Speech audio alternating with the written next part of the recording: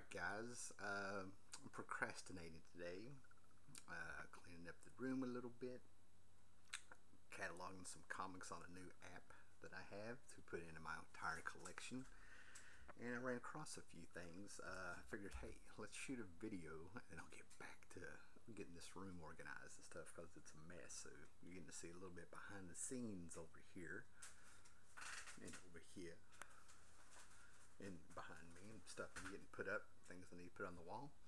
But I figured we'd go back to like 1986, if I believe, because it was an exciting time, an unknown time. Did some things flop? Maybe they did, but there was a few things that I consider a success because it did what it was supposed to do.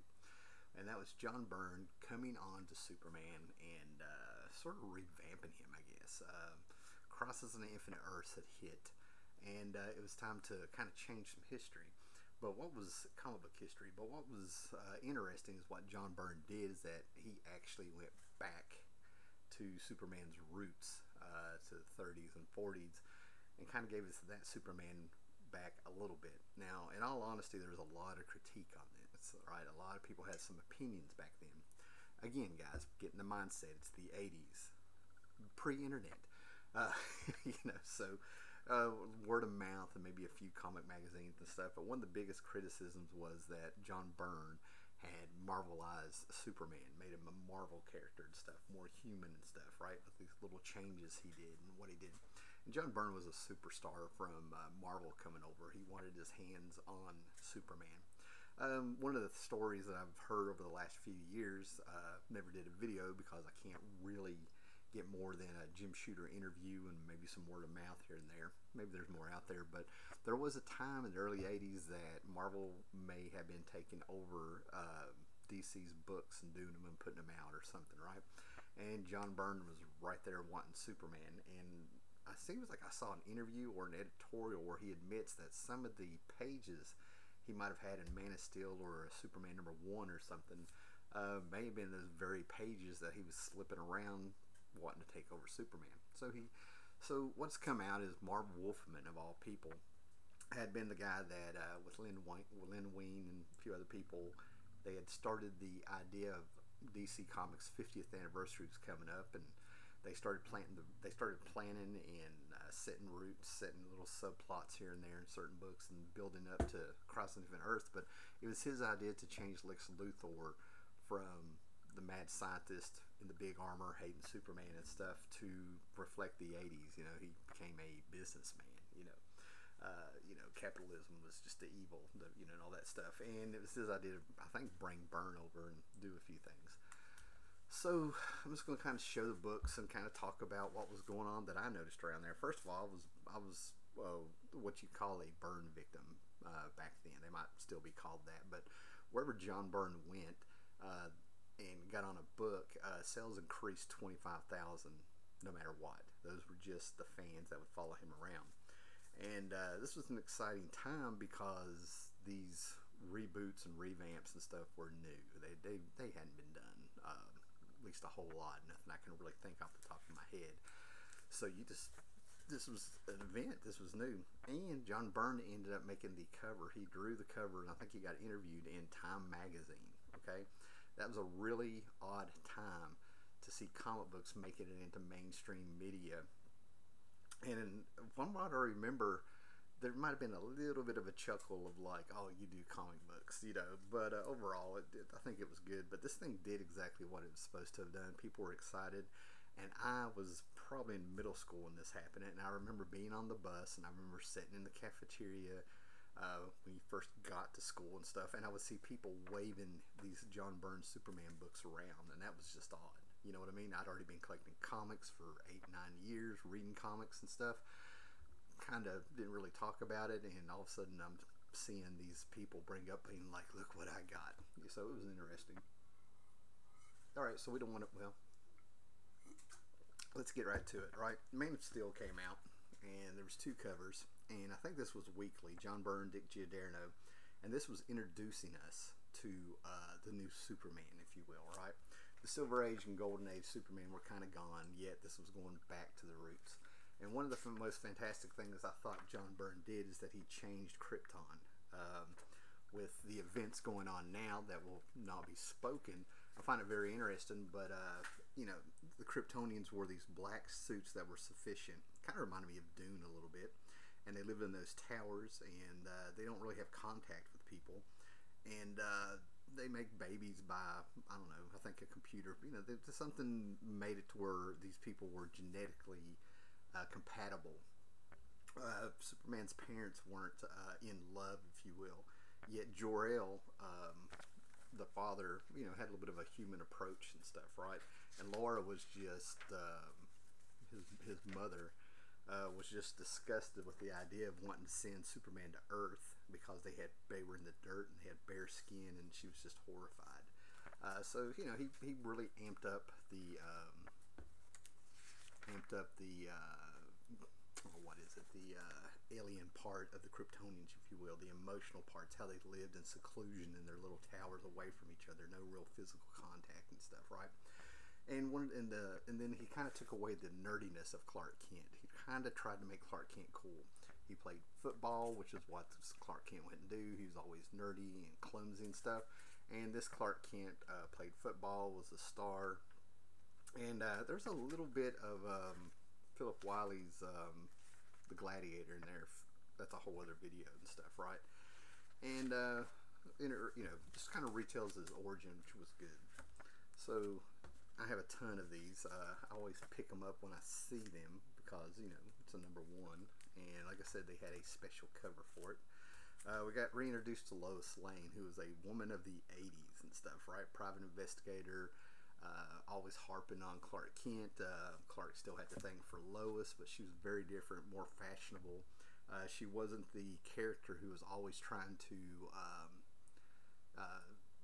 you know, a damsel in distress, if you will, and stuff, always trying to bust Superman and stuff like she had done in the 60s and 70s. But a lot of people were talking about #3, where we got introduced to Batman. John Byrne was on Batman. He played around with Batman in the early 80s on a little mini-series here and there that I can recall, but we ended up having the world's finest team come together, and a lot of people had a problem with this because before this, Clark and Bruce, Superman and Batman, were close friends. They were best friends, probably, right? But no, the approach was that these two people would not get along. Farm boy, billionaire son. I had my parents. You grew up without parents. One's in the dark. One's just out there in the light without a mask. You know, American Pie and stuff. So I don't know if this was influenced or not, or something by The Dark Knight Returns by Frank Miller or not. But I absolutely loved this. They had a little villain, Magpie. They got together. And they sort of messed around with each other with knowing what, you know, they kind of hinted to each other that they can keep each other in check because they know their secret identities. And throughout this, we're getting introduced to like Lex Luthor proper. Lex Luthor naturally lost his hair. It wasn't during the Superboy days where, you know, Lex Luthor more or less did a science experiment in a barn and made a new life form, and Superboy actually busted in there and caused Lex Luthor to lose his hair. And when you think about it, that was the real hatred that Lex Luthor had, is that you made me lose my hair. You know, you could work with that, but he'd have to be totally insane. But this one, it was Lex Luthor owns Metropolis, runs Metropolis, wants Lois, gets what he wants, and Superman comes in and he's taking over the headlines and will not bend to the thumb of Lex Luthor. So we get to see a very different Lex Luthor. And then he played around with the Bizarro. And this is right when you knew that this stuff in the Silver Age and the Golden Age wasn't flying. He was a clone of Superman, and they couldn't get it right. Lex Luthor was behind it. And he's a very sad creature. You know, kind of, I really played with the Frankenstein part. And he ended up like getting killed in this. And when he got killed, he cured somebody. When he exploded, he kind of turned to like an ash that was coming down like snow, and ended up curing somebody's blindness. So go figure and stuff, right? But it was a very different Bizarro. Bizarro is one of my favorite Superman characters. So right off the bat, I can see how this was rubbing people the wrong way who were Superman fans. And the other thing is that there was no Superboy, which is, I think, the big mistake that they did, because that messed up Legion of Superheroes and a ton of other stories. And Superman never knew that he was really Kryptonian or anything until something happened with the spaceship that was hidden in with Lois Lane. Lana Lang was not the character who was always trying to bust Clark Kent and prove that he was a Superboy, you know. But we ended up finding out that Superman. We were kind of on the journey with him. He's already been established as Superman, and he found out his origin, and that led to a World of Krypton miniseries where he's processing the implanted memories and histories and stuff from Jor-El from the spaceship. I'm just kind of flying through this, but you get the idea. So then that kind of led to a new Superman #1, and now this book sold a ton back then, but there's so many of them. It's the one. It makes sense why it's not worth a whole lot. But right off the bat, we get Metallo. We see Superman meeting Lana Lang to go jogging, and Lana Lang sort of kind of messes with him because they end up back in his apartment, and she notices that he has weights, but there's dust on him and stuff. Superman shows off his muscles and stuff. The clumsy blue suited, white hat wearing, red tie, nerdy little Clark Kent is gone. But when Grant Morrison did All-Star Superman 2 decades later, we got that Clark Kent back and people loved it. Then we get off to #2 where Lex Luthor actually, what a lot of the Superman tropes they took care of was how could Clark Kent and Superman, just with a pair of glasses, and around a bunch of investigative reporters and messing with one of the smartest men in the world, if not the smartest, how could they not figure out that Clark Kent was Superman? So John Byrne went right after that, and we also get to learn that Lex Luthor is actually his own worst enemy. His computers figure out that Clark Kent and Superman are the same, but he cannot accept that a man who is a god would lower himself to act human and stuff, right? And it's really smart. I don't know if John Byrne did this on purpose or not, but it's projection by Lex Luthor of how he views himself. If he had the power of a god, he's up in his big Lex Luthor tower and all this stuff. There's no way he would lower himself to be human. So a lot of people were just sort of like, that makes no sense. And I thought it was like, it actually talked more about Lex Luthor than that secret identity trope, you know. Alright, and then we get to where to me, this series took off. This was some of the best stuff I've ever seen. They had the Legends crossover event come over. You can see the Legends imprint and stuff, right? But we get Superman thrown in. We get John Byrne on Jack Kirby's New Gods here and stuff, right? And Lex Luthor comes right in. The art is fantastic on this. Superman ends up getting transported to Apocalypse with no memory. He ends up, he kills in this. He has sex in this. He ends up on Apocalypse with the Hunger Dogs and stuff, and one of them was a plant for Darkseid.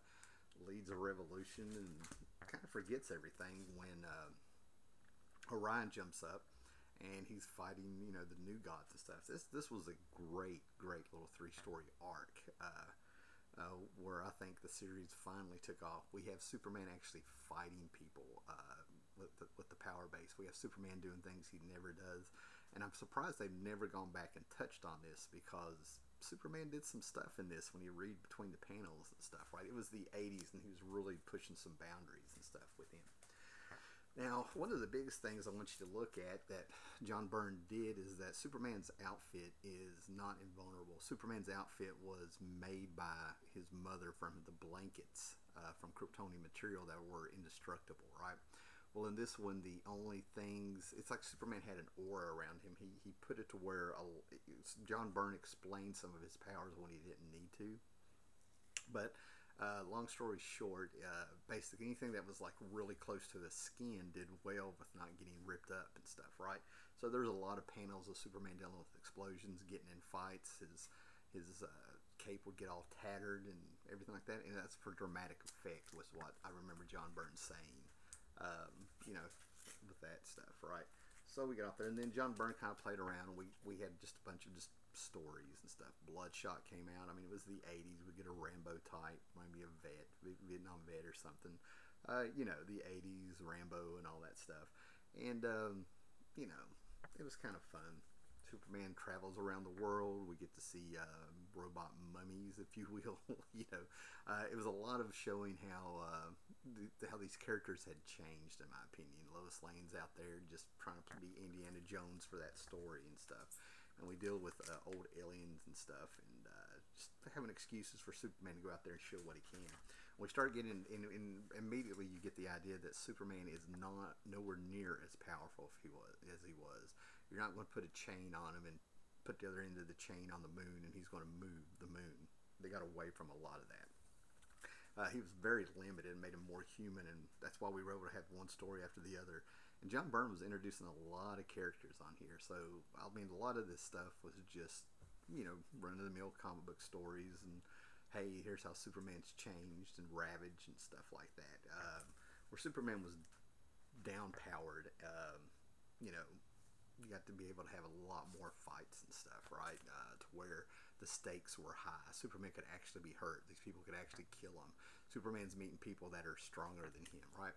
And then this is a throwback. John Byrne rips a lot of his covers. And what I love about this is that in the Fantastic Four, 249 and 250, if I remember right, you can look it up. I wasn't about to go through these boxes and find it. But this is a callback to one of those Fantastic Four covers because he came up with a character called Gladiator. I don't know if he created him or not. But Gladiator had a mohawk, a red suit, and he was an alien. And he had Superman-like powers. It was basically Fantastic Four versus Superman. And he introduced the concept of the reason Superman, Gladiator, he carried it over here, can pick up things without them falling apart. It's because he sort of has like this telekinesis that rolls off of him and kind of envelops whatever he's holding. So it kind of keeps it together. Well, anyway, I'm not talking about Fantastic Four, but it played with the idea that the Gladiator picked up a building, you know, from a corner of it, and Reed Richards explained why it didn't fall apart. But anyway, on that cover, Gladiator was holding with this. You can just imagine John Byrne had picked the Legion of Superhero characters that could have been the Fantastic Four. You have Block, who's the Thing, Invisible Kid, who's the Invisible Woman, Brainiac, who was Reed Richards, and Sunboy, who was the Human Torch. So when I saw this cover, I was like, yes, it's the Legion. And then when I got home and I was just looking at that cover, I'm like, wait a minute, that's the Fantastic Four. I was catching on to that. And this was this played into trying to explain how there could be a Legion of Superheroes when there's no Superboy to inspire them. And he ends his Superman arc, his time at DC, kind of calling back to this. Like I said, the biggest mistake I think he did was that there was no Superboy.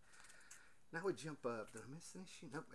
Then, and this one continued, I think, in a Legion of Superheroes. Is where that continued. Where there's, I'm not going to get into it. That's a whole other video. But now this was an interesting issue. There's a lot of people who want this. This thing actually went up in value there for a blink of an eye over the years and came back. Because, number one, it had the Joker, but this is one of the few times that the Joker was overshadowed. I mean, the Joker was hot, you know, because of the Killing Joke back then, right? And that's when he got hot, you know. We're in 1987 now. So maybe I'm wrong about the Killing Joke. I think that came out a year later. I can't remember, but anyway. But anyway, Joker was hot. Joker's going against Superman, a Batman villain, and people pick this up, but it's got a backup story that just showed Lex Luthor how evil he really is and cruel. He sits there in his limo for whatever, he's traveling around the country for whatever reason, and the limo stops in this small town, and he goes into a diner, and he promises the waitress there the world, and then when she comes out to leave with him, he's in the limo and drives off, and he just made this woman think she's going to escape the life she had and live in luxury and stuff, right? A lot of people were talking about that story when it happened. That's Lex Luthor was evil, and it showed. He was not only evil, but he was just cruel. Liked messing with people and mind games and stuff, right? Then we went back to these older stories. John Byrne sort of reached a point where I feel like he was kind of bringing things out from the Silver Age and stuff with Superman and kind of doing them in modern takes. And we have the story where Superman's powers go out of control. It was a very interesting story. And then he brought in Mixiez Pitalik. Now, what's this book here? This is Superman number 11. What was really interesting about this story is that John Byrne actually wrote a very interesting story in this with Mixiez Pitalik. And it was just an interesting story. I ended up reading this over and over and over out of all the Superman books, just because it was an interesting story. I wouldn't say it was a classic, but John Byrne did a little magic here. I feel like he had some fun here with this one. It was pretty good. And like I said, he's still pulling from the Silver Age, in my opinion, and stuff. Maybe a little bit of Golden Age. But all of a sudden, we get the story of Lori Lemaris, his girlfriend that a lot of people forget he had, probably around the college years or something, of what Clark Kent's age would have been. And we find out, she's a mermaid. So we get a little for the hardcore Superman fans and Silver Age fans and stuff, we get a little nod there and get to see one of Superman's lost loves. And then, of course, they had the Millennium come out, another crossover event with the company. And we get the Toy Man a little bit, action figures and stuff. This was a fun issue, especially when you're a kid and you've got He-Man and G.I. Joe figures and whatever else you were into lying around the house and stuff, right? So we get the Toy Man back. I feel like John Byrne really was having fun, but he was putting out so many books and plotting other stuff and doing covers and doing all this stuff that I'm surprised he didn't get totally burned out. Now, this book is interesting. It's another Millennium issue, but it made me really glad that John Byrne did not get on Green Lantern. He ended up doing a Ganthet's Tale one-shot years later with the Larry Niven. You can look who that up. That's a sci-fi writer. He's done some scripts for TV stuff like Land of the Lost in the 70s and everything. But he just had this thing. He played around with the Green Lantern Corps and Action Comics that he was doing at the same time. And he did a little short story in a Green Lantern Corps special or annual or something that came out, right? But with an alien Green Lantern, not Hal Jordan. But he was really big on that. He wouldn't say that the Green Lanterns had light. That he was really big on that it's a green plasma. He really had his take on it. But this was an experimental book, if I remember right, that Byrne did where he was playing with computers and stuff, right? And I think he had a friend or an assistant or somebody kind of help him out. And the whole concept of the book is they're flying around and stuff. You see these shapes and stuff. I think he played around with a computer in the early days and got a lot of these shapes for the story in the background throughout there. So that was one of the things I kind of wanted to revisit and stuff. Because like I said, he was really kind of, you can say what you want to say about Byrne. He was very smart and stuff. They get into the Manhunters and stuff. But he was really playing around with some ideas here. That was fantastic. And it was always really cool to see John Byrne draw as many DC figures as you could get a hold of, as you could see him do. That was very cool. Then Superman had a book that I always felt like this was going to be something else. He introduces Skyhook, kidnapping kids and stuff. I'm not quite sure what was going on here with him, but he's playing around with the building up of the Superman cast. And one of the things he did is the chief of police here, she was a lesbian, but it was in between. You had to read in between the panels and stuff. And then we had the prankster come in, playing around with some classic characters. And then he brought in the Banshee. And the Banshee's the silver Banshee. She still has fans to this day. She's a very interesting villain. Mike Mignola ended up touching on her after John Byrne left, drawing a story by Roger Stern. She's popped up here and there, but very cool character. I'm kind of glad she's stuck around. Then around Superman's actual 50th anniversary, all the books sort of tied in, but where Krypton had exploded, what John Byrne had set up is that there was a wave of kryptonite radiation that started with the planet exploding and was just traveling through space, and it took 50 years to get to Earth. And this tied in with the action number 600, if you will, and this was the story after it. And Mike Mignola, before he was a huge star, had come in. He had done World of Krypton, so we get a fever dream from Superman. Hawkman and Man-Bat had found Superman went into a cave to try to get as deep into the earth as he can to stay away from the kryptonite radiation. Man-Bat found him. Man-Bat went out to get help, and Hawkman showed up. So they get on their Thangarian ship, and they're flying to where Krypton was. and Superman's having a fever dream the whole time of what would happen if all the Kryptonians had come to Earth, return to Krypton. Oh, this is a classic Superman story you'd never hear of. It's fantastic. I'm not sure what to say here. So just number 19, just a Superman story.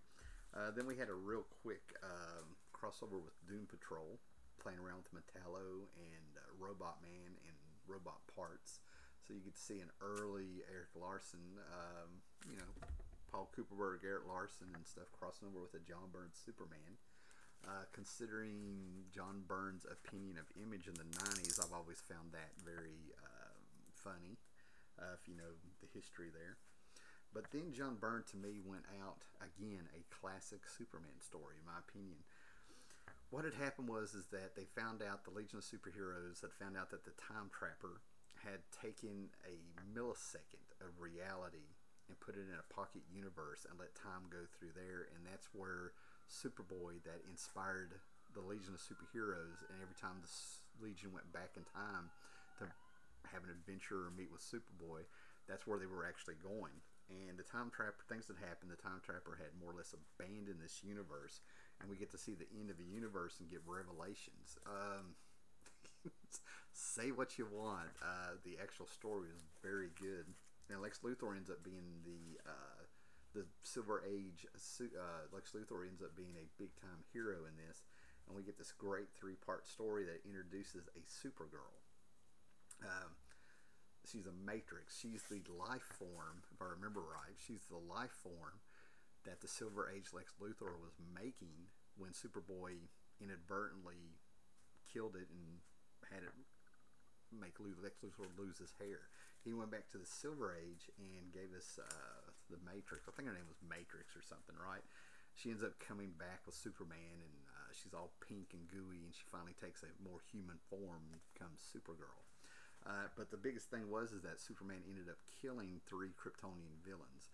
The Kryptonian villains of the Silver Age, General Zod and all them, had escaped the Phantom Zone, and they were drilling at 3 points into the Earth to have all the magma and stuff come out, and they were killing the planet. So Superman ends up killing them. The radiation in this world that had been already established over an Action Comic issue and the Superman issue that we had, John Byrne had the long game going with this. He already set up quite a few things. Had no effect. The radiation, the kryptonite didn't affect him from the Silver Age world, if you will. This alternate timeline pocket universe.